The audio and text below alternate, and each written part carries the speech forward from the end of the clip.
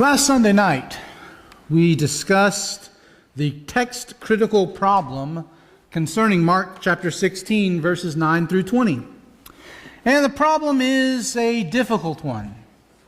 There are multiple opinions, and they ought to be respected. And, at least some of them. Some of them are kind of sort of out there, and they don't really have a whole lot of scholarly backing. They just sort of, someone decided, hey, this sounds good, and started circulating it and so forth. But there are two main opinions out there. One is it should be included. One is it shouldn't be included. And most on either side say that the differences ought to be respected. In 1896, J.W. McGarvey, a Restoration Movement scholar, wrote the following: "The question of the genuineness of these verses is one of the most intricate with which textual critics of the New Testament have to deal. I think that after a candid study of the evidence as a whole, it must be conceded that the question is as yet unsettled." 123 years later, and I would say the question still is unsettled. But the big thing to remember is that if you want to include Mark 16, 9 through 20, there's nothing in those verses that contradicts anything else in the New Testament. By the same token, if you want to exclude it, there's everything that is contained in Mark 16, 9 through 20, as it relates to salvation, is also found elsewhere in the New Testament. So we go on, but we need to look at it and we need to study it simply because, it's contained in Mark's Gospel as far as we know. So we look at Mark 16, 9 through 20, and we see it emphasizes two themes. Faith. Faith is expressed not just as faith, but also a lack of faith. And the second is mission. The mission is emphasized by those with faith fulfilling what they are told to do with that faith. Doing what the faith calls them to do.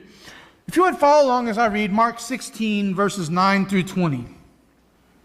"Now when he rose early on the first day of the week, he appeared first to Mary Magdalene, from whom he had cast out 7 demons.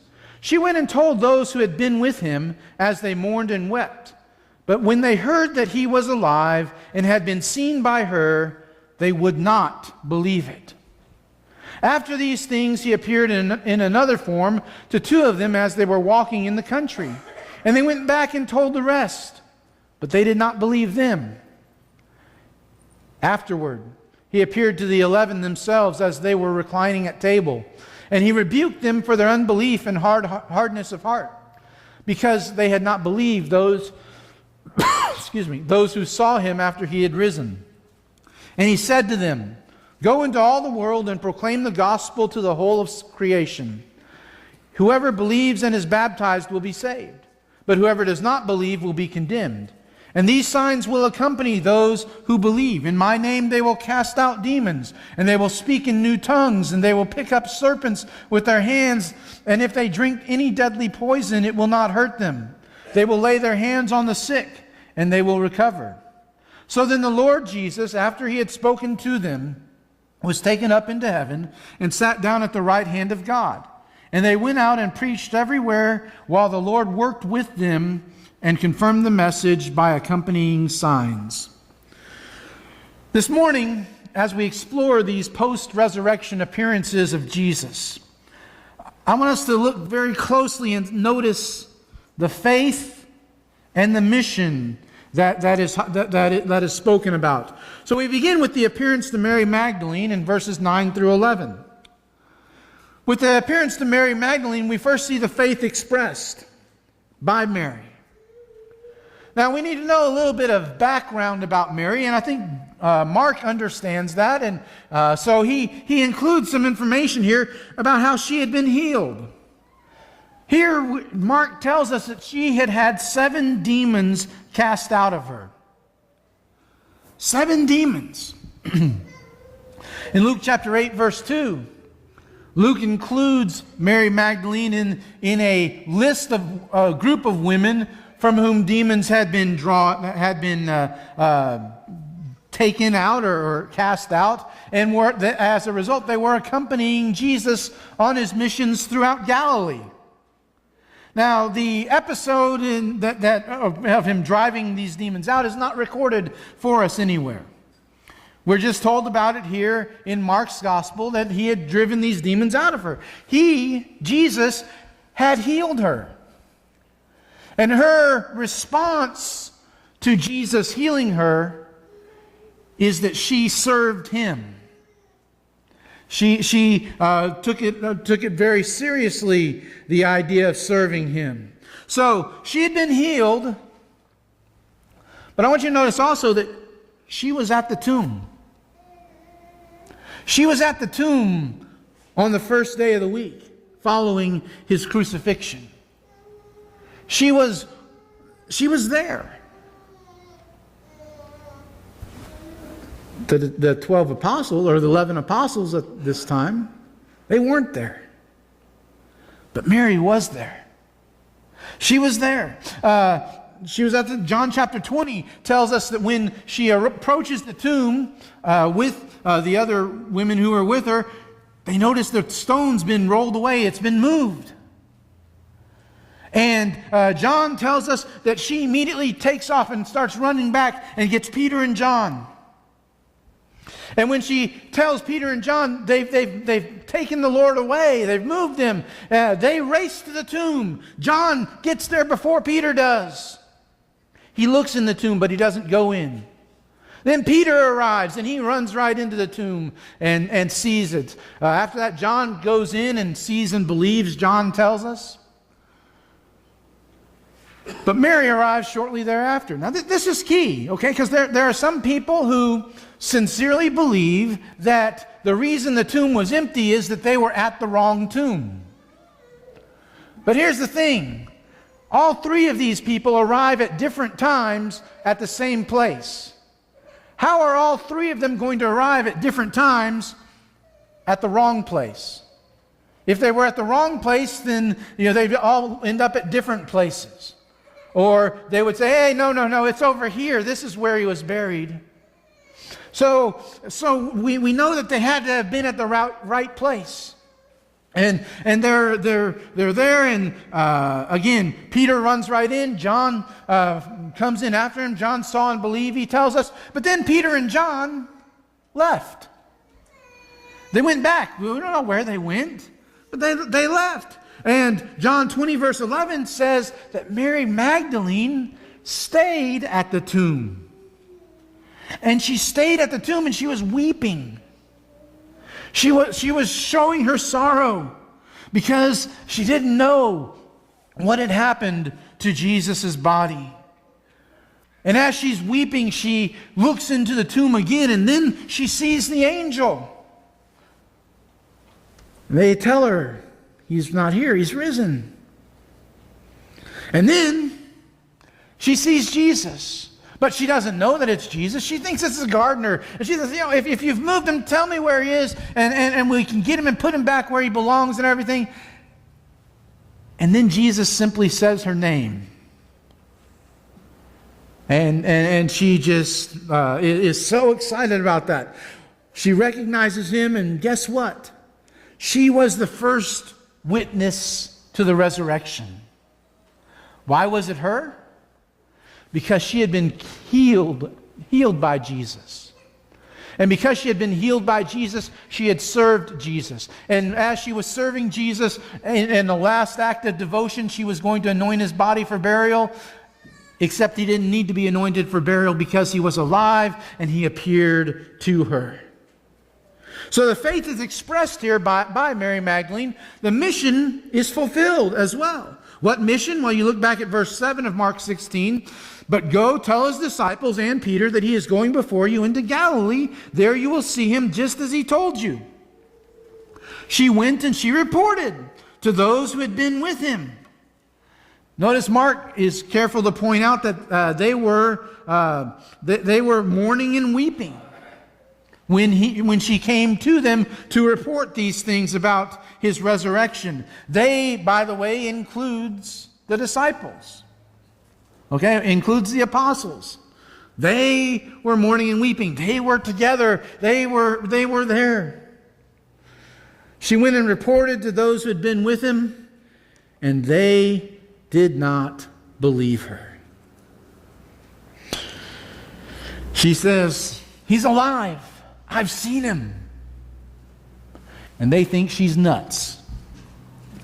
They think they're she's obviously overcome with emotion. And you know, if this were the only post-resurrection appearance that Jesus had made, then maybe the whole idea that it was just a hallucination would have been acceptable as a means of explaining it away. Because it would have just been Mary Magdalene who had seen Jesus, and she'd had 7 demons cast out of her. So she's obviously, not all the way there, maybe still. And so they don't believe her. They think she's nuts. And that's what she gets for getting to be the very first eyewitness to the resurrection of Jesus. Then we have another appearance, the appearance to the 2 disciples, covered in verses 12 and 13 of Mark 16. Apparently, this is the same story as is told in a little bit more detail in Luke 24, verses 13 through 35. Of course, you can get a little bit more detail when you're in verses 13 through 35 verses 12 and 13. 2 verses however many that other is. So anyway, the 2 were walking on the road to Emmaus. And as they walked, Luke tells us, they were discussing the events that had taken place, all of the things that had happened, and and then as they're walking and they're discussing, Jesus shows up and starts walking with them. But they don't recognize him. They were kept from recognizing him, Luke tells us. Well, as they're discussing it, they think he must be just a visitor to Jerusalem who didn't know all the things that had happened, but he talks to them about what had happened. Finally, the 2 of them, or the 3 of them at the time, get to Emmaus, and Jesus acts as if he's going further. And they say, "Oh, no, you need to stay with us. It's already late in the day and everything. You need to stay with us." That was the hospitable thing to do. And these people were being very hospitable. So they invite Jesus to stay, and they convince him to stay with them. And when they're about to eat, Jesus blesses the meal. And it's as if a veil is lifted from their eyes, and they immediately recognize that it is Jesus who's with them. And then he vanishes. So what are the 2 going to do? It's already late in the day. They convinced him not to go further because it was late in the day. And so they're there. They're at their destination. They're where they wanted to be. They return to Jerusalem immediately. And in returning to Jerusalem, they find the others, and they report to them that they had seen Jesus. And you know what?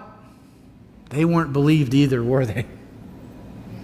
Apparently, the point in Mark telling this story very briefly is that they saw Jesus and reported it. There's the faith and the mission. They saw Jesus, faith, mission, they reported it.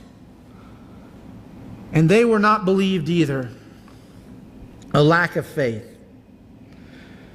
So apparently, once you have seen the resurrected Jesus, you tell people about it. And when you tell people about it, they don't believe you. That's apparently what we have going on here in Mark's gospel. See, and you thought that Thomas was the only clod that didn't believe, didn't you? Because he's got that stigma, doubting Thomas. Well, apparently, doubting Thomas had a lot of company. Okay, so anyway, so Jesus has appeared to Mary Magdalene. He's appeared to the 2 on the road to Emmaus. And so finally he makes an appearance to the 11. Why is it the 11? Well, because Judas went out and hung himself. So he's no longer in the picture.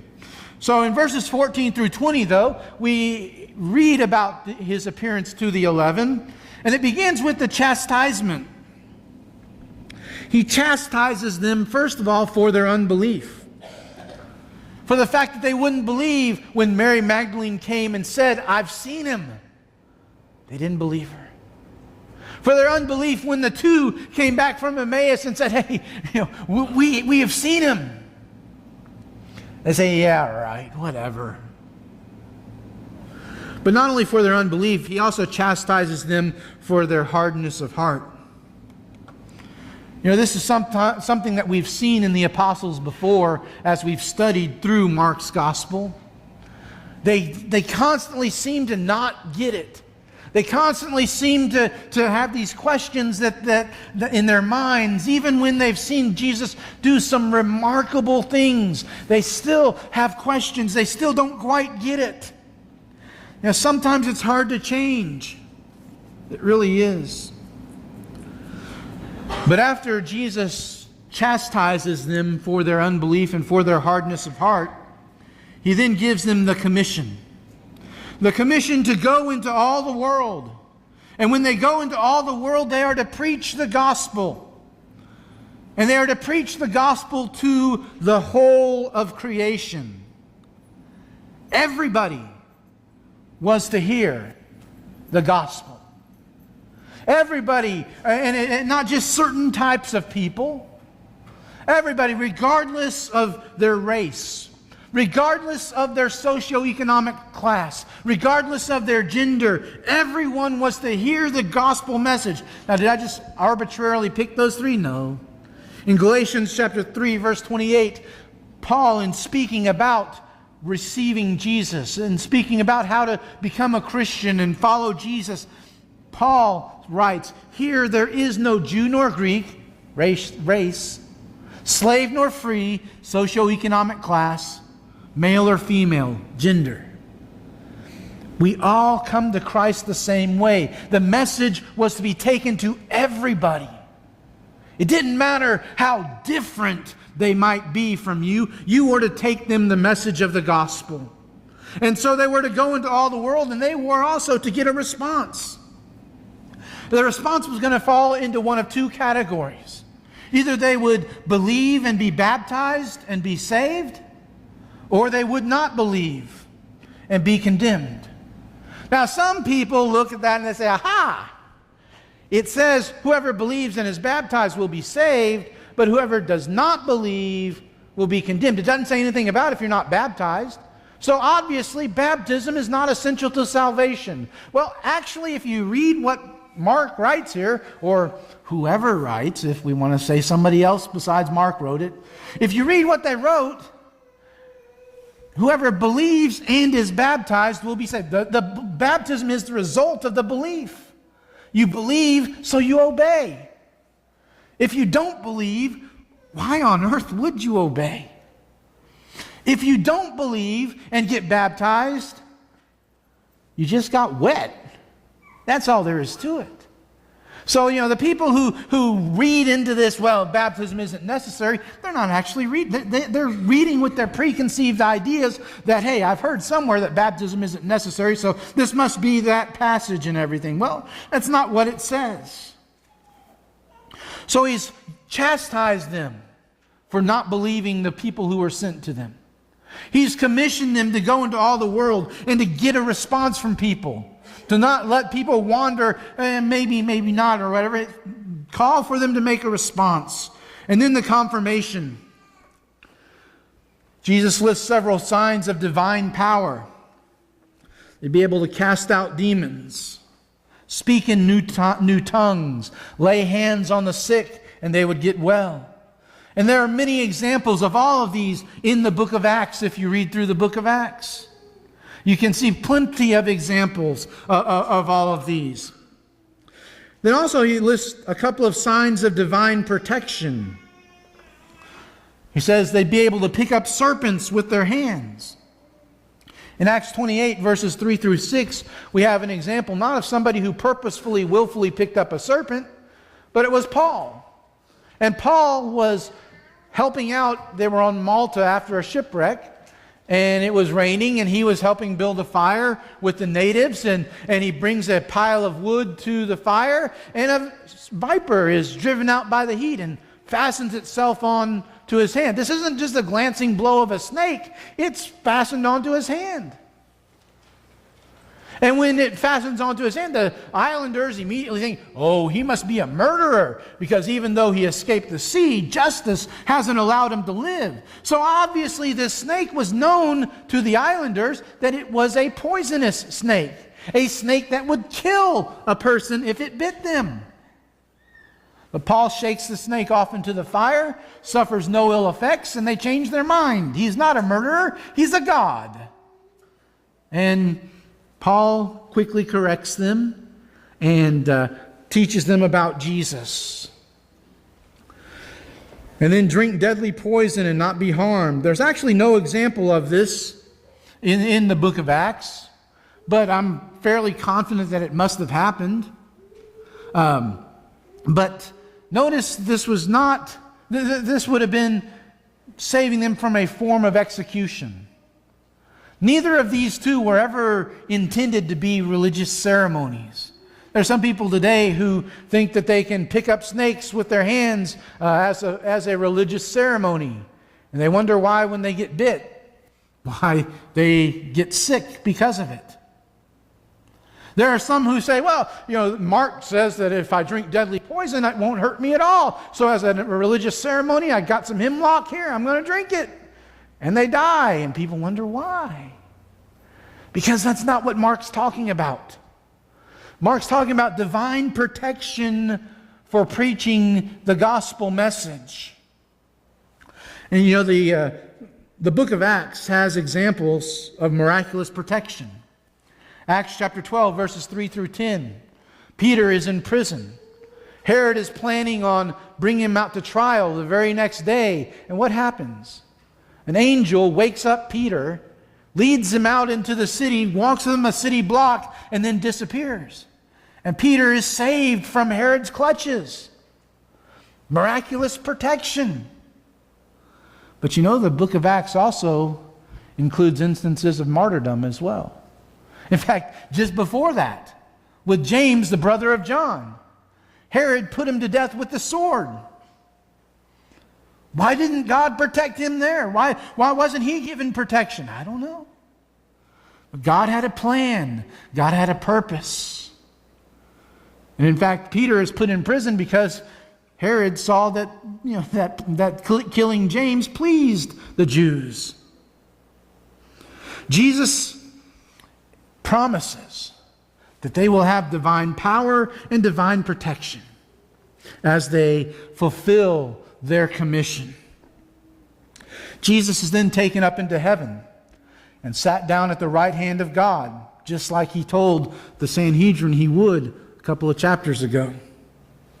The disciples, now full of faith as eyewitnesses to the resurrection, accepted and completed the mission that Jesus gave them. These 12 verses form a fitting end to the gospel. They form a fitting end to the gospel because they call on the reader to believe the message, faith.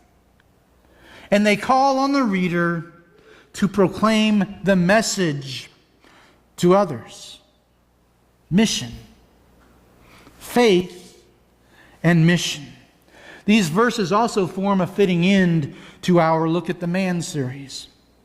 We've spent the better part of 16 months studying Jesus, taking a look at the man. Do you believe? We've spent 60 of the last 69 Sunday mornings, plus 6 Sunday nights, 66 lessons total, looking at Jesus, looking at the man. You believe? Will you proclaim the gospel to the whole creation? If you believe the gospel of Jesus Christ, the Son of God, Mark 1 verse 1, then that faith requires you to accept the mission he gave to all of his followers. and to go into all the world and proclaim the gospel to the whole creation. Mark 16, 15 and 16. If you have faith, you must also accept the mission. Because if you don't accept the mission, then you may as well not even have faith. Because if you don't have the faith to follow what he tells you to do, then your faith, as Paul will say, is worthless. You have faith. Will you accept the mission? Will you accept the mission to go into all the world? That includes the place where you work, by the way. Will you go into all the world? That includes the people who live next door to you, that live across the street from you, that live across the alley from you, that live all around you. It includes your neighbors. It includes your family. It includes everybody that you know.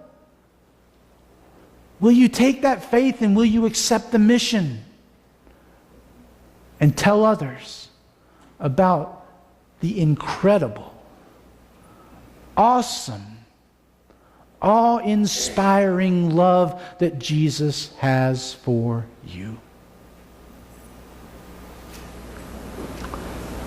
This morning you have an opportunity. You have an opportunity to turn over a new leaf, as it were. Maybe you haven't been as faithful as you maybe should have been in fulfilling that mission. Now's a great opportunity for you to start. Now's a great opportunity for you, maybe just privately, to pray where you're at, asking God to help you be more faithful in carrying out the mission.